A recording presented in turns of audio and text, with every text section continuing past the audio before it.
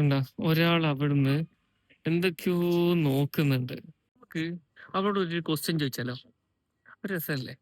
അല്ല അല്ല അല്ല എന്താണ് എന്താ പരിപാടി? എനിക്ക് ചോക്ലേറ്റ് വേണം. ലിൻഡിന്റെ ഏതെങ്കിലും ചോക്ലേറ്റ് വേണം എനിക്ക്. നീ മാത്സിന് ലെക്ചറല്ലേ? അതുകൊണ്ട് നിന്നോടൊരു ക്വസ്റ്റ്യൻ ചോദിക്കാം. ആ ക്വസ്റ്റ്യൻ നീ ആൻസർ പറഞ്ഞാല് എനിക്ക് ഇത് വാങ്ങാം. അല്ലേ പഠിച്ചിട്ടില്ല? അല്ലേ വാങ്ങിച്ചിട്ടില്ല. എന്നാ ചോദിക്കാം. പക്ഷെ അങ്ങനെ മാത്സ് ലെക്ചറാന്ന് വെച്ചിട്ട് എന്തും പറയാൻ പറ്റില്ല. സിലബസ് ഉള്ളതായിട്ട് പറയാൻ പറ്റുള്ളൂ. ഔട്ട് ഓഫ് സിലബസ് ഞാൻ പണ്ടേ ആൻസർ ചെയ്യാറുള്ളൂ. ഓക്കെ, ചോദിക്കാം.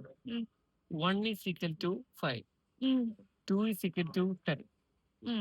3 is equal to 15. 1 is equal to 5, 3 is equal to 10. 1 is equal to 5, 2 is equal to 10, 3 is equal to 15, 4 is equal to 20, 5 is equal to ശരിക്കും ഇത് മൾട്ടിപ്പിൾസ് ഓഫ് 5 പറഞ്ഞോണ്ടിരിക്കുന്നത്.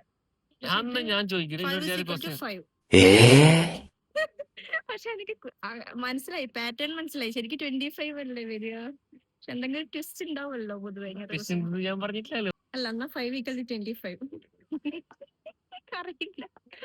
ഒന്ന് ഉറപ്പിക്ക്. 5 = 25. അറിയില്ല. Answer നിങ്ങൾ comment ചെയ്യും. എന്താ ആൻസർ?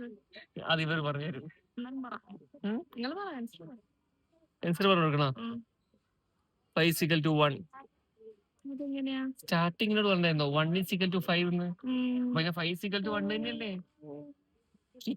അപ്പൊ ചോക്ലേറ്റ് വേണ്ട, വാ പോവാ. വേണ്ട വേണ്ട വേണ്ട വേണം.